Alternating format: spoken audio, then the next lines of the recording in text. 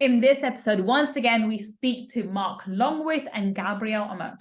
Marc is a heart-centered entrepreneur and MMA fighter. He has worked with professional athletes, Michelin star chefs, and nine-figure CEOs. In 2019, he left the food and beverage world to pursue his passion of coaching. And now he's helped over hundreds of his clients to have an impact on the world. And Gabriel is a highly accomplished life coach, entrepreneur, and a mother of 3 adult children.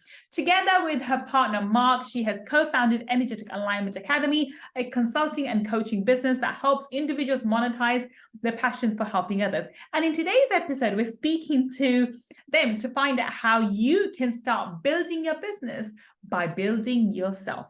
Let's speak and find out. And if you want to upgrade your money mindset, then click on the link www.millionairefoundations.com and watch my free training.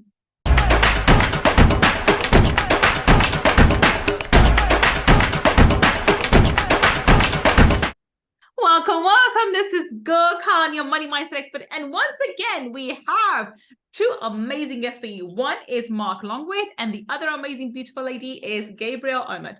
Welcome, Marc. Welcome, Gabriel. Hi. Thanks for having us again. Thank you, Gull. Appreciate you. Thank you both for coming. And we had such a fantastic conversation on Friday Feature. We had to have you both back. Gabriel and Marc, we've heard your intro. Everyone knows how amazing you are, but please, in your own words, tell us what it is that you do. Okay, I will take the honors. So Marc and I co-founded a company called Energetic Alignment Academy, and we help coaches and healers and really like those heart-centered entrepreneurs that want to make an impact in the world. We help them monetize their medicine. So we have a program called Monetize Your Medicine, and we really just, like we like to talk about, and I think we might be talking about this today a little bit, is we build people that build businesses, because we really believe that that business is never going to outgrow the person running it. I love that. Absolutely love that. So today's topic is start building your business and build yourself. And we were talking off camera about this, and I really do believe that you have to build yourself before you can build your business. So talk us through, the Gabriel or Marc, talk us through, how does one start? And what do you mean by build yourself? Let's define that concept first. What do you mean build yourself? So I think that when you jump into the entrepreneurial world, let's just be honest, you're jumping into a space that you're completely unaware of, right? There's so many things coming at you, you just don't know. And I think to be able to sustain a business, it takes consistency. And to have that consistency, you have to build yourself into the human being that can handle that. And that requires skills, traits, and beliefs to do that. And I have a saying, and G and I love to say this, is that, when you go to the gym and you start out, the weights don't get any lighter 2-3 years later. They actually get heavier. And a lot heavier if you're really pushing yourself. You just become a stronger individual that can handle them. And when I think about a business, if I was to think about some of the people that are clients of ours just starting out, wishing they were where G and I were, I can tell you, if you just started out, you would fold under the pressure because you haven't built yourself into the person that can handle that yet, right? So that's what we're talking about, is really just building an individual that can handle all the knocks and bangs that come along with building a business and learning and the limiting beliefs and the fears. Wonderful. And so what would you say, how does one begin to build themselves? What aspects of themselves should they work on, and how should they work on that? I think that for me, it's an awareness issue. I think it's sitting down. I really love the skills, traits, and beliefs, right? So I have to look at my business and I have to be aware of where I'm actually falling short. Like, what skills do I need to learn? What beliefs do I need to develop? And what traits are either holding me back, or do I need to actually reinforce because they're pushing me forward?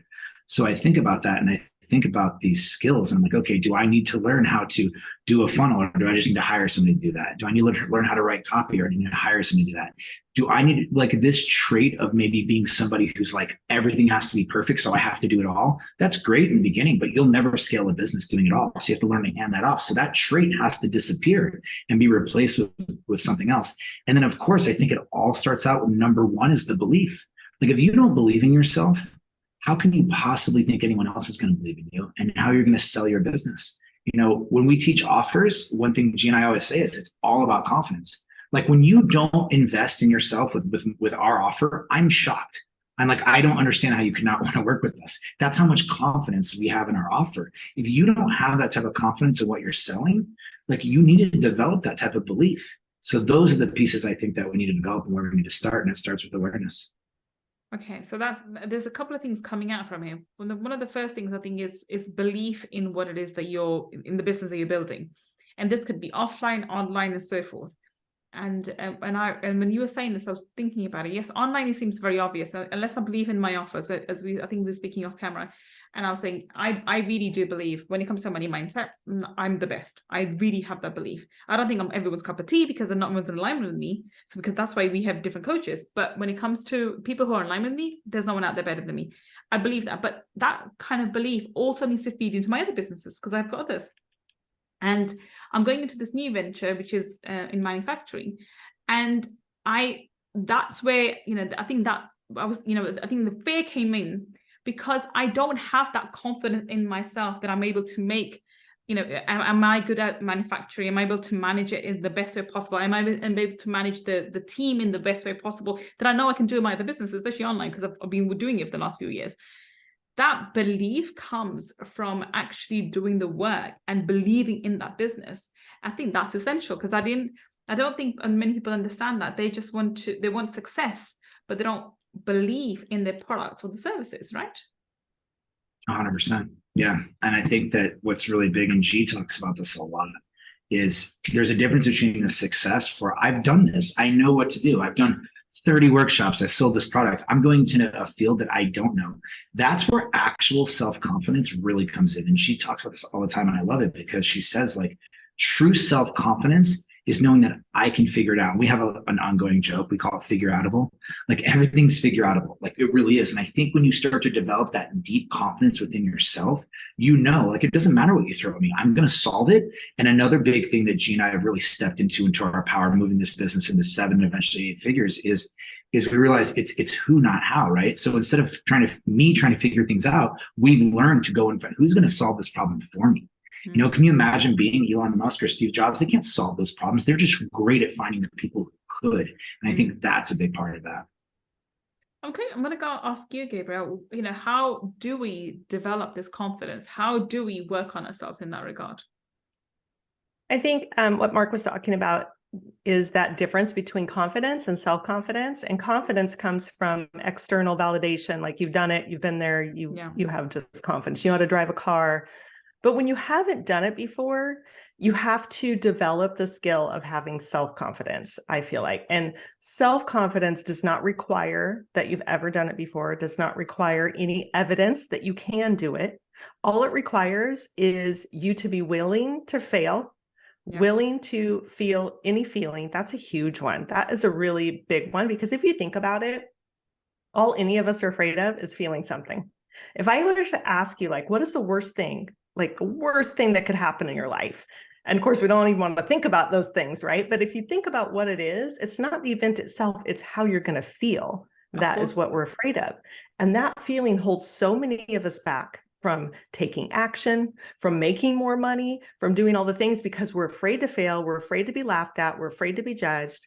And so when you can be willing to feel any feeling, you can be self-confident. And so that means you're willing to fail. You'll just get back up. You will try it again. You have your own back. You know that you're going to suck before you ever get good. And it's all part of the journey. I think that's the difference between self-confidence and confidence. I love that. I don't think someone's ever explained it as well as you have just now, Gabriel, that there is a difference between confidence and self-confidence. And I think we sort of overlap the two and sort of interchangeably use the two. But self-confidence, I agree with you, comes from the ability, you know what, I don't know anything about this particular business. I've never done this before, but I'll figure it out. I know I can do it. I really believe that even if I fall a million times, I'll get up and I'll figure it out. And confidence is, well, the validation that, you've done it before, you can do it again. It's that kind of thing. And I think this is where we lack, because I think most of the time we misunderstand confidence then, because we're running after the external validation, which is actually just confidence. And we mistake that for self-confidence. We think when we have the external validation, that will give me the self-confidence to carry on doing it further. But we're actually, you've given me two different distinctions between the two.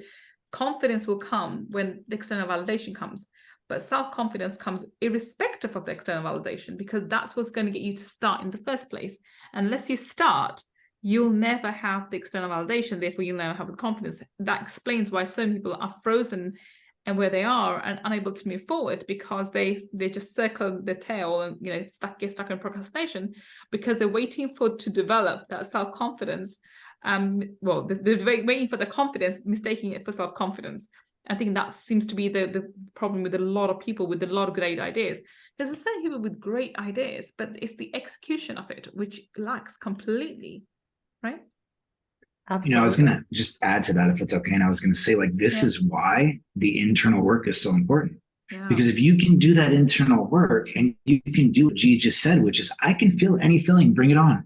I can handle any sort of whatever, bring it on. When you've done that, it doesn't matter what the world throws at you, because you've developed yourself into that person internally that can handle anything, or you're wise enough to go, oh, I can't handle this. Let me bring in the people who can, because they're going to be much better. And I just love that tie in there, because it just goes back to building better people, but better people start from the inside out, not the other way around. I think there's an old Jim Rohn quote that comes to mind, that in order for you to build whatever you want outside, you have to build yourself first. He always talks about work harder on yourself than you ever do on your business, and that's how you will actually succeed in your business. And I really do believe in that we have to work on ourselves and also I think I'm going to add something to it. I think we have to own our insecurities. A lot of the times we lie to ourselves. We don't even want to admit to ourselves we have certain insecurities. When we can own up to that, when we can, rise up to the challenge. I remember, I'm dyslexic. I'm severely dyslexic, by the way.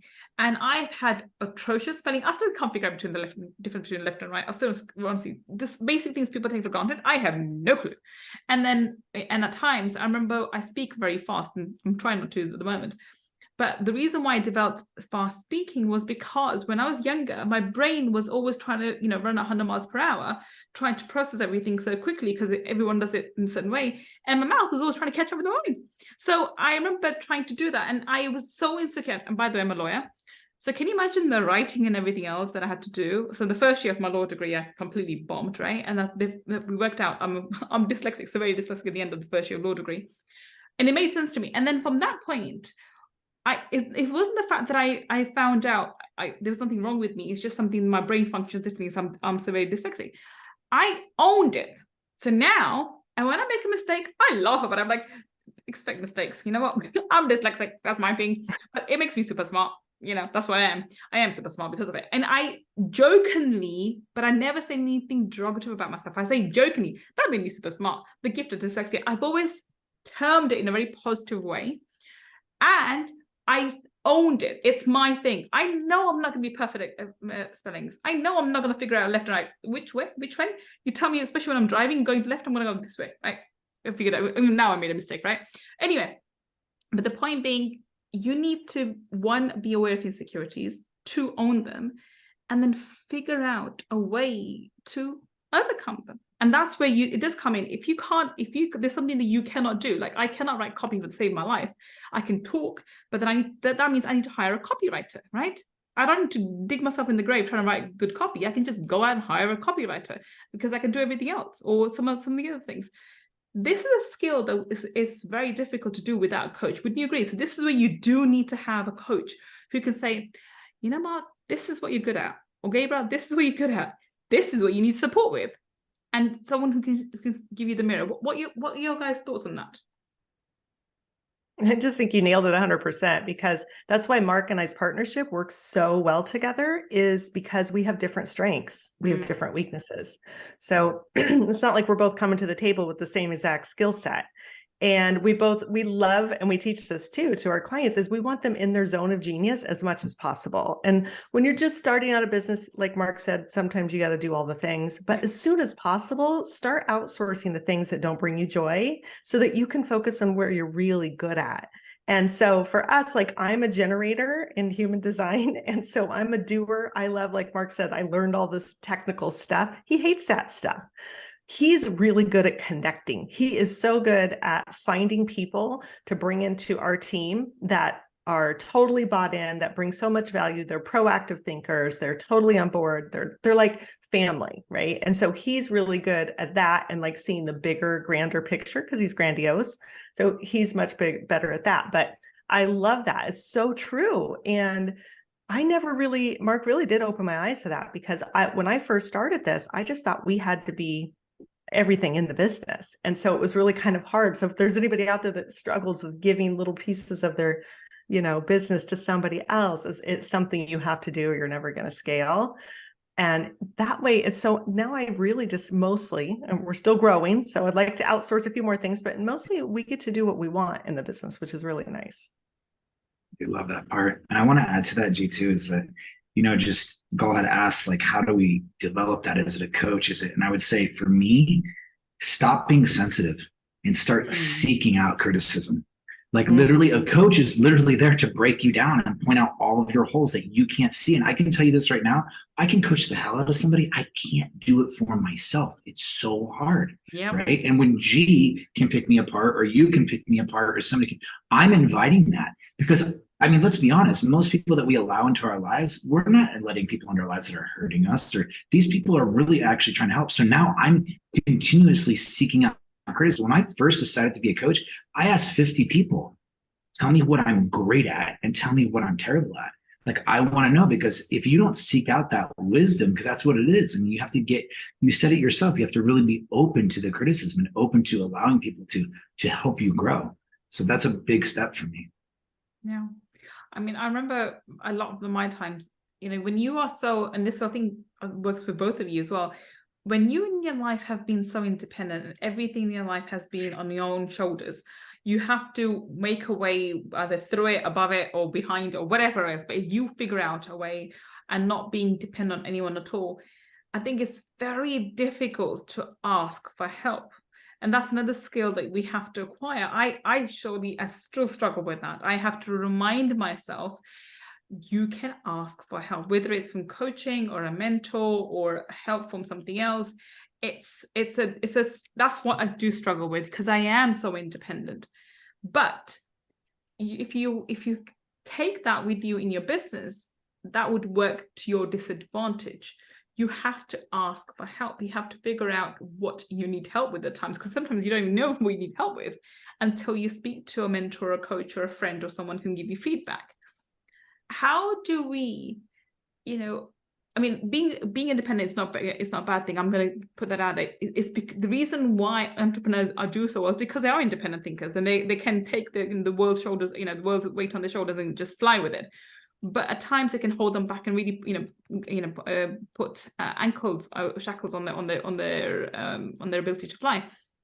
How would you advise someone, because both of you have been in that situation as well, mother at 18, and going through your various areas of your life. How would you advise the younger version of yourself and say, okay, seek advice. It's okay to not be so independent. It's okay to feel vulnerable. It's okay to fail. It's okay to ask for help. I'm still working on the asking for help part, so I'll let Marc. That's funny. I really like this one. And I think the answer to that is simply, I look at somebody when they talk to me and I say, how's that working out for you? And I think I really love the answers, because they're like, and even I would ask, G, how's that working out for you, G?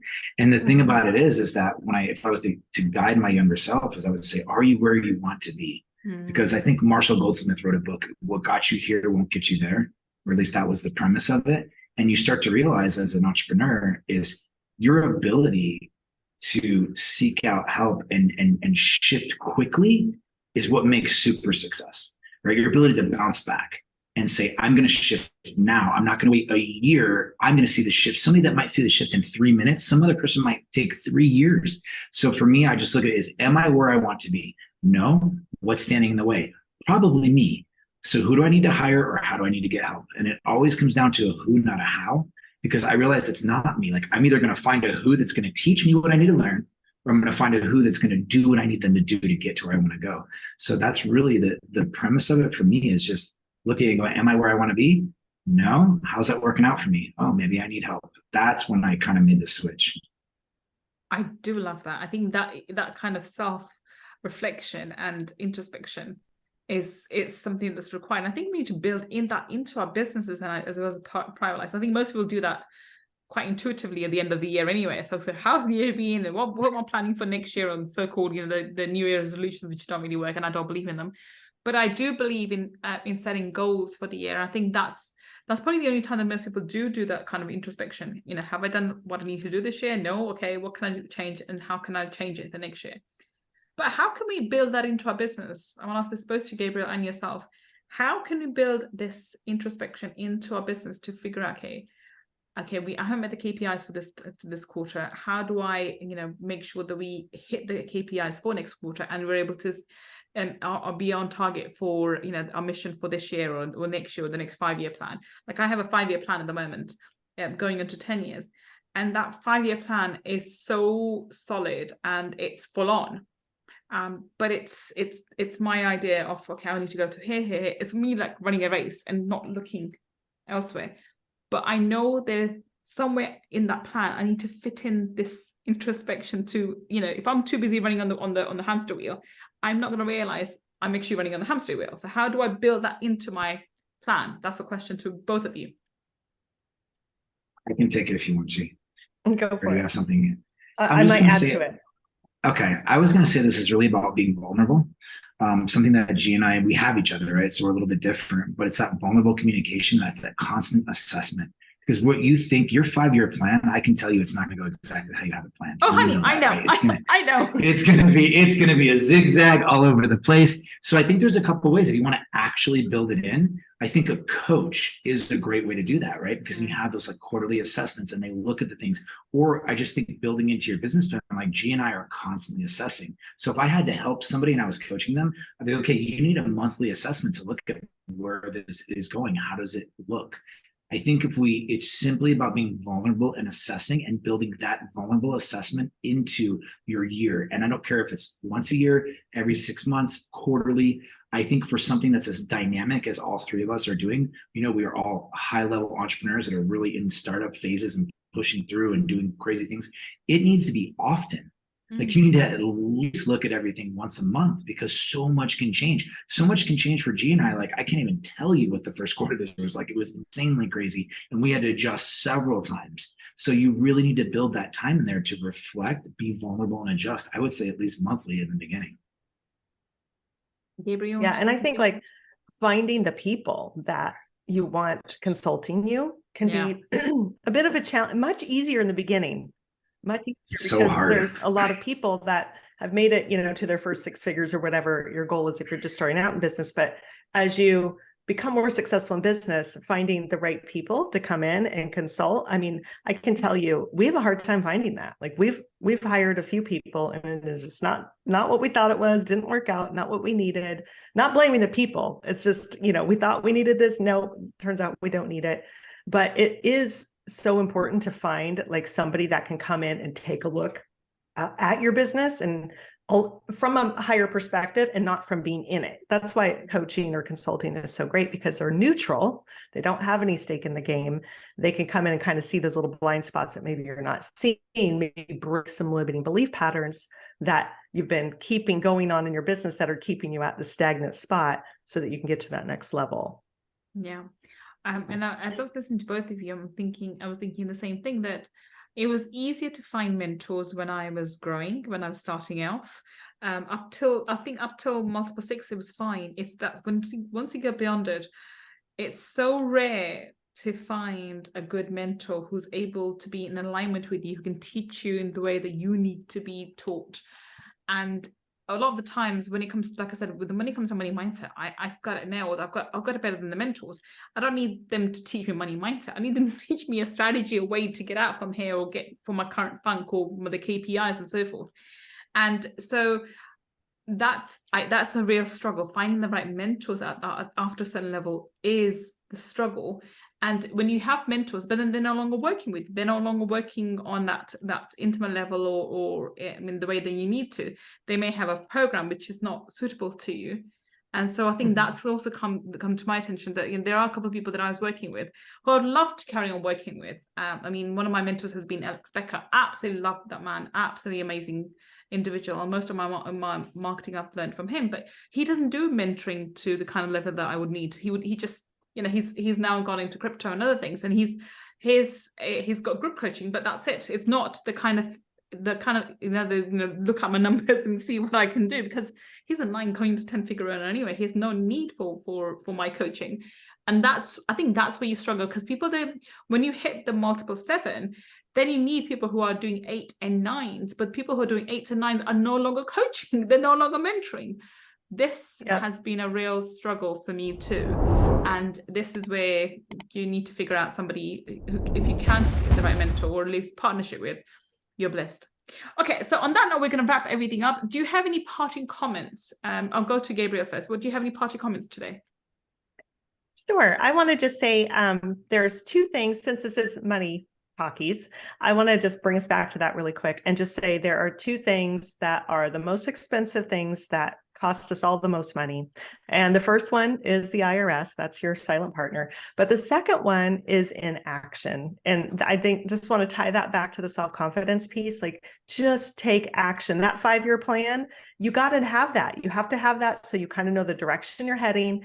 But it's going to evolve and it's going to change. And we can't cerebrally figure this all out ahead of time. But what helps us figure it out organically is like taking that action. And I found that even in our own business, like we'll have a plan and then we start doing something and it just organically unfolds completely different than we thought. And that's a beautiful thing, because that's how it was supposed to happen. But take action. Wonderful. And you, Gabriel, and you, Marc, sorry. No worries. It's funny. I really actually would give some different type of advice or wisdom, but like listening to what you said, it really struck me because, one, I just want to say I love how driven and confident you are, because it reminds me of myself and I rarely see it. So it's nice to connect. I appreciate you. But I just want to say that what you're talking about is a big hole that's in our industry and it's missing. So for those of you that are listening, you're listening right now, there's a small niche of your listeners that are at that 7-8 figure mark and they're looking. And I want to share with you that what I think G and I have resolved is that it's probably going to be difficult to find, and some of you may be lucky to find that mentor. But I think now it really comes down to us becoming the type of leaders, right? So maybe you need some leadership coaching, but to hire the right people and get the right consultants. Like we brought in an Accenture consultant in who had built businesses up to 3 billion. Like, this is people that can see ahead of what you are expecting and they know what's coming. So I think it moves from this like mentorship role to becoming more of like consultants and hiring the right employees. I just want to share that because I think that might help some people, because that's where G and I are at now. Like we're done like spending 25, G must have spent $100,000 this year on mentorship and things like that. And I think she's also realized like, oh, this is about the employees we hire and the consultants we bring in to help us see the future. So that really helped us shift as well. I love that. I think you that's absolutely right. You're no longer looking for coach or mentors now. I think at a certain level, you are looking for consultants who can help to build that vision of yours. And especially if you go and diversify and go into multiple areas. And when I look upon myself, I mean, I was thinking of, I still am, looking for a business coach who can help me with my brick and mortar business, which is now going to go, which is eventually going to be a 9 and then 10 figure exit strategy on that. But to build the culture, because we're just starting out on that, we do need to have a business coach. But then that's easy to find because it's relatively easy. It's with the 7-figure mark.